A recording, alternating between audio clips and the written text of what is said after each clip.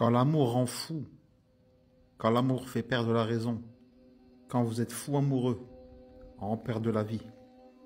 Vous connaissez tous l'histoire, mais personne ne connaît le lieu où est née cette histoire d'amour qui a fait couler tant d'encre dans les poésies arabes et qui va donner l'exemple dans les enseignements islamiques. L'histoire de Caïs et de Laïla. On raconte dans les poésies arabes, un jour, un homme qui était fou amoureux d'une femme qui s'appelait Laïla. Cet homme, il s'appelait Caïs. Il a aperçu le chien de Laïla. Il le suivait, il était obsédé. Ses pensées étaient entières pour Laïla. Au point qu'il est passé devant un groupe d'hommes qui étaient en train d'accomplir la prière et il n'a pas fait attention. Sur le chemin retour, quand le groupe d'hommes, ils ont fini d'accomplir la prière, ils l'ont interpellé. Ils lui ont dit: tu nous as vu faire la prière quand tu es passé tout à l'heure et tu n'as pas prié avec nous. Il leur a dit: si vous aimiez Allah comme moi j'aime Laïla, vous ne m'auriez même pas vu. Qu'alors que je ne vous ai même pas vu. Vous faites la prière et vous êtes concentré sur qui vient pas. Alors que moi, que je suis amoureux de Laïla, je ne vous ai même pas vu. Comment vous prétendez aimer Allah alors que vous m'avez vu passer pendant que vous étiez en train d'accomplir la prière? Alors que moi, je ne vous ai même pas calculé. L'histoire est née derrière ces grillages. Mais la vraie histoire, je vais vous la raconter. L'intégralité.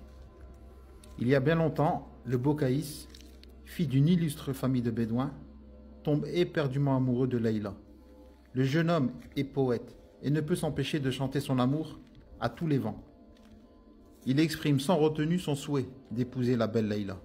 Mais chez les bédouins, il est de tradition que ce sont les pères qui règlent les histoires de mariage. Le désir crié par Caïs est une ombre sur leur autorité. Et ceux-ci refusèrent donc cette union. Il se sert des poèmes, d'une arme contre le pouvoir. La famille de Laïla obtient alors du calife la permission de le tuer, l'arrogant amoureux. Le calife fait venir Laïla pour voir si c'est une si grande beauté. Il découvre avec surprise qu'il s'agit d'une jeune femme, plutôt maigre, teint et brûlée par le soleil. Il décide alors de faire venir Caïs et l'interroge. Pourquoi aimes-tu cette femme qui n'a rien d'extraordinaire? Elle est moins belle que la moins belle de mes femmes. Caïs lui répond: c'est parce que vous n'avez pas mes yeux. Je vois sa beauté et mon amour pour elle est infini. La famille de Caïs demande Laïla en mariage contre 50 chamels. Le père de Laïla refuse. Caïs perd la raison. Son père l'emmène à la Mecque pour lui redonner ses esprits. Mais le jeune homme entend une voix, lui criant sans cesse le prénom de son amour. On le surnomme alors le Mejnoun, le fou de Laïla. Un jour, que le fou est tranquillement chez lui, rêve à son amour. Un ami vient le prévenir que Laïla est devant sa porte. Le poète a pour seule réponse: dis-lui de passer son chemin, car Laïla m'empêche un instant de penser à l'amour de Laïla. Quelque temps plus tard, Laïla se maria et quitta la région. Mejnoun partit vivre avec les animaux sauvages dans le désert. Certains prétendent l'avoir vu manger de l'herbe avec les gazelles. Un jour, on découvrait son corps inanimé et sans vie dans le désert, avec contre lui un ultime poème dédié à son grand amour. On prétend que c'est ici qu'est née cette histoire. C'est des bassins. En fait, autrefois, c'était des bassins. Il y avait une architecture qui couvrait des bassins. Mais juste pour information, hein, si vous êtes atteint de ces symptômes-là, moi je pense que c'est de la sorcellerie. Si vous êtes prêt à aller manger de l'herbe avec des gazelles par amour, c'est vraiment que vous avez été possédé.